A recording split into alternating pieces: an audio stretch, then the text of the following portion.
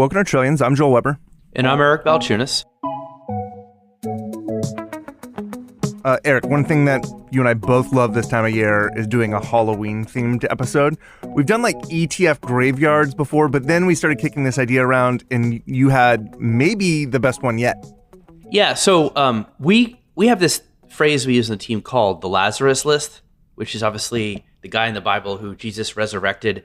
And this is, we argued we could have done this on Easter, but because it does involve ETFs that have been deceased, and then somebody else comes along and says, hey, I think I can make this work. Even though it failed for this issuer, somebody tries it again. And they sort of resurrect the idea, put it back in the market. There's even been cases where it's been tried 2 or 3 times. And every now and then, it's like the third time's a charm situation. Yeah, at first, if you don't succeed, try again. Yeah, and so we just kind of find this a quirky little wing of the ETF world when people look at something that didn't work and have the, I guess, vision or gumption to think, I can make this work. To walk us through this version of the ETF graveyard, we're going to be joined by Bloomberg Intelligence ETF analyst, Athanasios Psarofagis. This time on Trillions, the Lazarus List. Athanasios, welcome back to Trillions. Glad to be back. Okay, so you have put together a little bit of a list. These ETFs were ones that died, went to the ETF graveyard, only they weren't dead yet. No, and I think that speaks to where we are in the ETF market, right? There's a good idea out there, and it maybe really was a good idea, but maybe the timing wasn't quite right. Yeah, exactly. And we're back to like recycling ideas, right? A lot of stuff's been tested. They're like, hey, you know what? This may be closed too soon, or we maybe could give it another shot or rebrand it through a different, or maybe it really wasn't meant to live, right? So yeah, I mean, that's be a fair point. Maybe these might close again. Yeah. If you close twice, that's a tough pill to swallow, I think, right? If you try 2 times. Okay, so what's the first one that you think embodies this idea? Let's start with probably something most recently. iShares brought back these target date ETFs. They tried this, I think it was 2014. So basically what this does is like their asset allocation ETFs. They hold a little bit of everything, stocks, bonds. It's made to just be a one-stop shop. Hey, Eric, what's one of the tickers for this? So one of them, Joel, is ITDE. This is the iShares LifePath Target Date 2045 ETF. So the 2045 would be the year that you're supposed to retire. So as a Gen Xer like myself, that would be where I'm aiming for. Hopefully I will be retired even before then if I'm lucky. But this is designed to be in all equities early on and then slowly shift to some portion of fixed income. I believe right now this one is, I want to say 85 to 90% equity still, and 40% is international. So look, this is like, you've actually brought this up in occasional episodes. You're like, why isn't there an ETF that just does everything? Well, this is kind of it. It uses other iShares ETFs to give you like what would be a complete portfolio that an advisor would set up with you using many puzzle pieces. This one does it in one shot, and it moves as you get closer to retirement. So these are very popular in 401k plans, but they failed almost all the time in the ETF world because, again, advisors are the main customers of ETFs, and advisors, to quote George W. Bush, want to be the deciders. They want to pick which funds you go into. They can't have one fund and show the client that you're in one ticker. The client says, why do I need you? And so this is why this idea has failed in the past. But iShares resurrecting it is interesting, and but that's what these ETFs are. There's, I think, 6 to 8 of them for the different retirement years. So they bit the dust. What happened? It's a fair question. I think they were a little ahead of their time. Remember, like 2014, ETFs weren't, all the rage that they are now. And they're really trying to go after like clients that don't have 401k plans, because these are pretty popular options in those kind of in structures.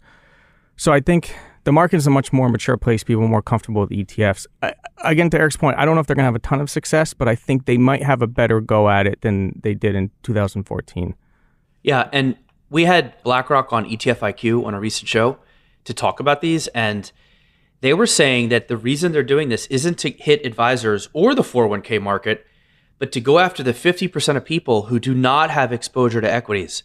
They feel like this is a very easy way to reach them, and they're trying to do a little bit of God's work here, Joel, to try to get those people invested. And I would say this is not being taken advantage of. Honestly, there's so many things you can invest in if you don't know a lot about investments that are like bad. But this is like, these charge 11 basis points and they're in very solid iShares ETFs. They usually pick the cheaper ones.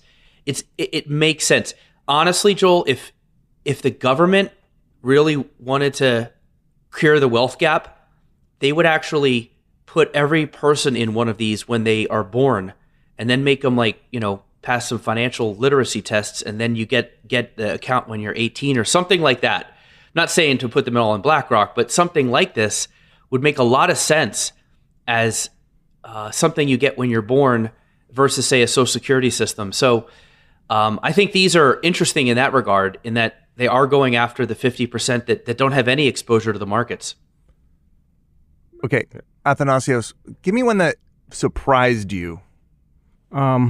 Another pretty recent one, luxury goods. This has been tried in the past. I think it was Roundhill that just brought it back. And if you look at the performance of luxury goods, it's done like phenomenal. Yeah. And I think it was... Rich people like to buy fancy stuff. And it seems pretty... it doesn't get impacted by the economy, right? It's like recession-proof everything. Yeah. And I think it was Louis Vuitton was at one point like hit the highest market cap ever for a European company. So that one's an interesting idea. It might be too niche, I think, for it to get quite a bit of assets, but the performance is really strong. If there's one area outside the U.S., we tend to be very U.S. focused. This one seems to do pretty well. I don't know if the performance will be enough to get people enticed to invest in it, but I think it's a pretty interesting idea that gets overlooked. Eric, what's the ticker on this one? So there's actually two. There's LUX and LUXX. So two people have tried to resurrect this. They're both in the market, both not that big. I'll give you some of the holdings, Joel. I mean, these are some of your favorite brands: Hermes, Ferrari, Hermes, Eric, Hermes. Yeah, is it? Yes. Yeah, no, I'm from the other side of the tracks for sure. Estee Lauder, Royal Caribbean Cruises, Las Vegas Sands, some Williams and Sonoma, Toll Brothers. That's interesting. That's like a home builders. Wynn Resorts, Hennessy, Louis Vuitton. So yeah, I mean, if you read through these names, how does that compare with the other one? Very similar. These have a lot of overlap. The one difference is LUX, the one with only one X, is more concentrated. So it should have more volatility, which can be good and bad. LUXX has more holdings. And if you look at the assets, both are under 10 million, which is, borderline life support area. So I don't know if they've really been able to resurrect this successfully. These two could end up right back in the same place, if I'm being honest. Okay, we talked about some ones that have had some difficulties. Walk me through the graveyard where there's maybe one that hasn't had such a hard time. This would be one of the darlings of COVID during that time, and it's Jets. Yeah, I remember this one. Yeah, the airline ETF. It's been tried, like I think two issuers had an airline ETF, Direction and Guggenheim, was it? And now this is U.S. Global Investors brought that back, and it's one of the at one point it was like one of the fastest growing ETFs. It was during COVID when airlines stopped and the trade started coming back, and everyone started piling back into jets. Hit a couple billion, I think, at one point. But that's one that had been resurrected and had done quite well in its second life. Yeah, Joel. There were two airlines ETF: FAA, which had $20 million and closed, and then FLYX, which had $2 million and closed. So both of those were in like the 2010 to 2015 era. And then Jets launches about 7 years ago, and it does nothing for 3 or 4 years. It looks like the luxury ETFs where there's like, oh my God, this is going to go down. And then bam, the pandemic, ironically, because again, who's flying during the pandemic? But the pandemic really got this thing going. Funny story, we had the guy from Jets on ETF IQ, the first iteration of the show, and it was the last show before we went dark because of the COVID. And then we had the Jets guy talking, and I remember going over the price to earnings ratio, and I was like, I just ran the numbers, and besides Nigeria, your ETF has the lowest price to earnings ratio. I think it was like 4, which is really low. I mean, the S&P is like 20 something. So, and he was making the case for it, and we were kind of prescient because right after that, Jets went up and now 1.3 billion. It charges 60 basis points. So they certainly are making a very profitable ETF here, even if it has come down a little bit from that, sort of peaked during the pandemic. Found its moment. Yeah, absolutely. So it can happen, What's the PE today, Eric? It's still only 10. So like that's how like if you're at 4, you can rally a lot and still have even more to rally. That's how beat up airlines were. Again, that's only half of the S&P, and that's after a lot of rally, although it's come down a little bit. But I'll give you some of the top holdings in this. American Airlines, Southwest Airlines, Delta Airlines, United. I mean, obviously, I'm just going through all the airlines here that everybody knows. But it's even got stuff like Alaska Air, Air Canada. So it definitely goes a little deeper into some of the like lesser known airlines. But I would say that almost all of it is pure airline plays. There's some other things in there that are related to the industry, but mostly it's airline holdings.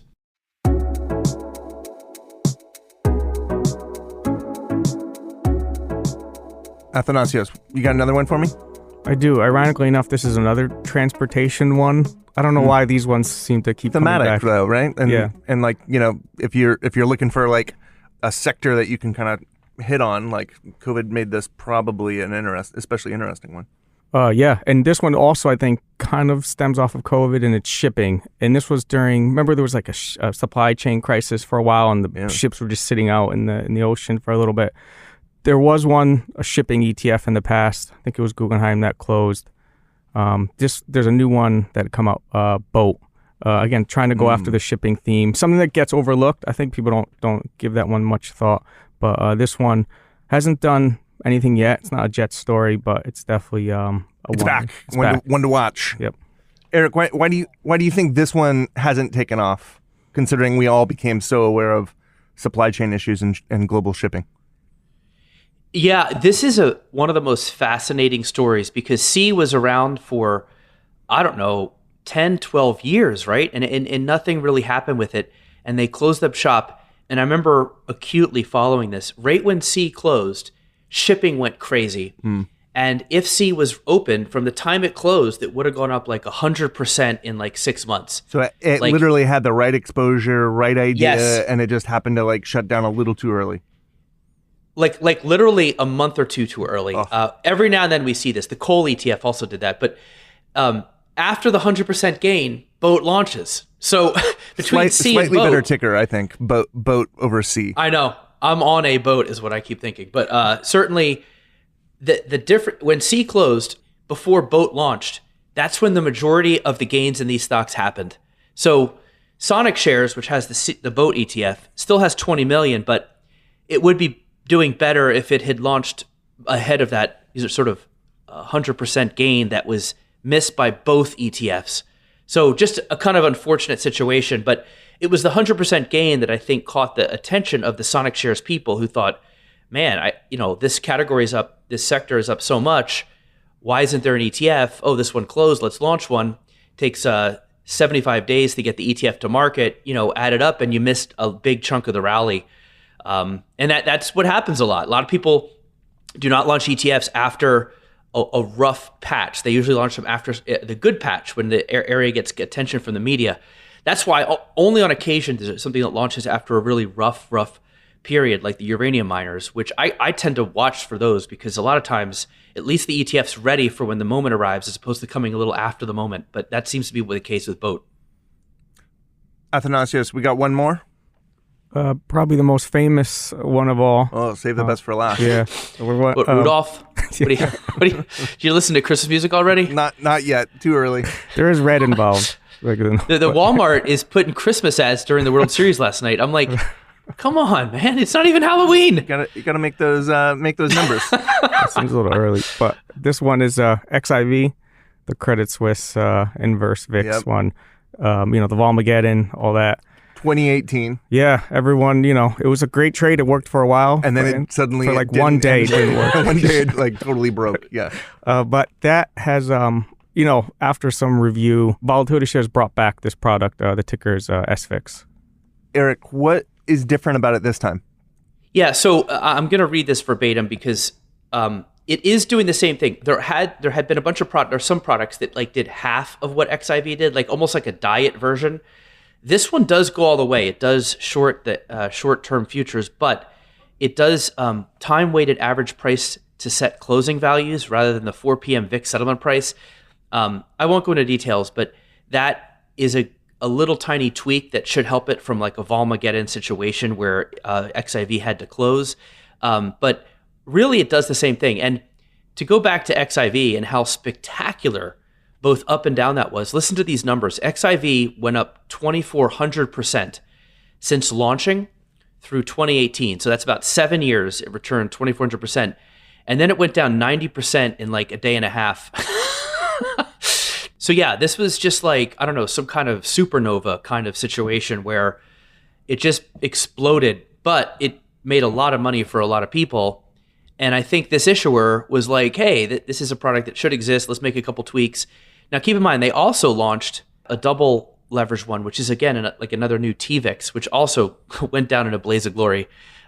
This one is $86 million, and UVIX has $150 million. So, and this issuer charges a high fee for both. So they're both profitable already. So they're going to be around for the foreseeable future. But again, for investors out there, anything related to the VIX is immediately rated R. It's like going to a rated R movie. I really would look to see why it's rated R. In our case, this is rolling VIX futures. When it's XIV, it's the equivalent of selling insurance, like hurricane insurance. You get the premium, and that's nice. But when a hurricane hits, you're on the hook. And that's essentially what happened with XIV. There was just no hurricanes for a long time. And then bam, there was a massive one, like an Andrew type hurricane called Volmageddon. And so right now, obviously with low vol, you'll make more money in UVIX. And then when the hurricane hits, that's when TVIX goes up and spikes. So again, these are very power tool type products. I'd be very careful with them if you're listening at home. But yeah, they're back on the market. Resurrected, Lazarus style.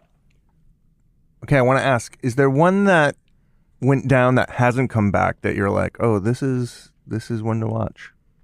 I mean, there's a lot. I would bring back the coal one. So if you have the superpower. Yeah, I there's a whole lineup from VanEck, coal, frac, that I think got closed during this whole ESG craze, right? And now that story's being unwound a little bit. So I feel like they were unfairly criticized and closed during that time. So I feel like they should get like a get out of jail free card and be able to come back. So that's one I'd probably bring back. And I think it's a good trade. I think it's a pretty unique exposure. Eric, when you were walking around the graveyard, which one went too soon for you?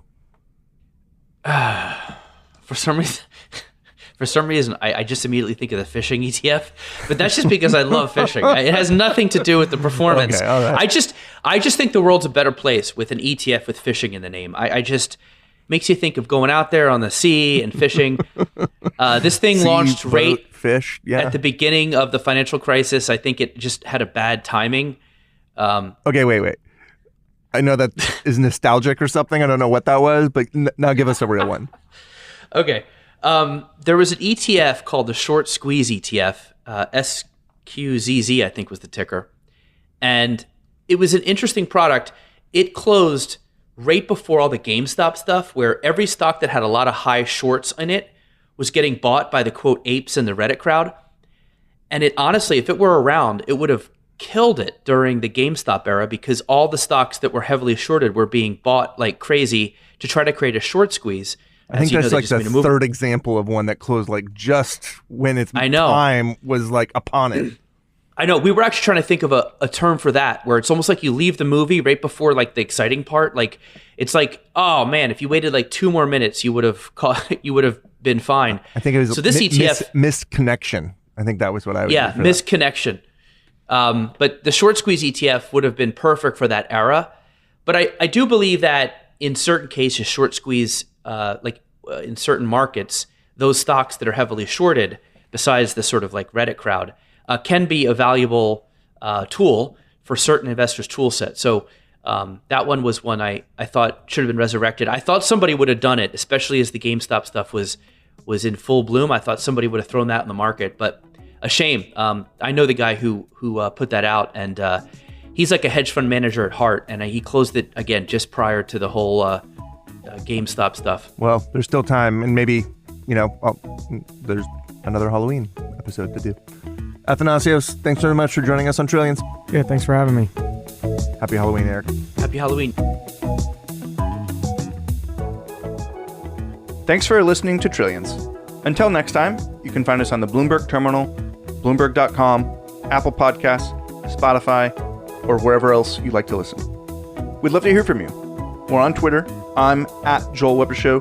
He's at Eric Balchunas. This episode of Trillions was produced by Magnus Hendrickson.